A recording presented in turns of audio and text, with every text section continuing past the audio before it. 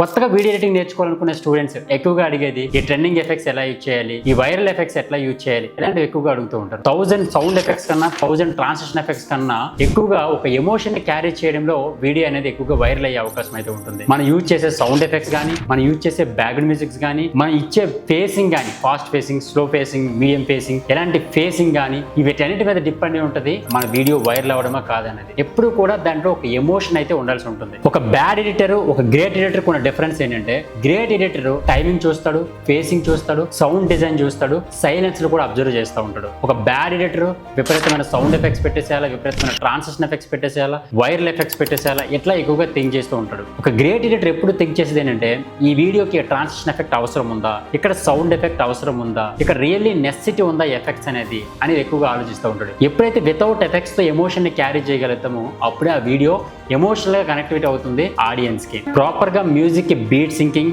Silences proper గా attention ఇచ్చేటప్పుడే audience అనే వాళ్ళు ఆ వీడియోకి కనెక్ట్ అవుతారు అనమాట. మనం both offline and online video editing training అయితే ప్రొవైడ్ చేస్తున్నాము. నా నెక్స్ట్ బ్యాచ్ లో జాయిన్ అవ్వడం కోసం కింద డిస్క్రిప్షన్ లో కాంటాక్ట్ డీటెయిల్స్ ఉన్నాయి, అక్కడి నుంచి అయితే కాంటాక్ట్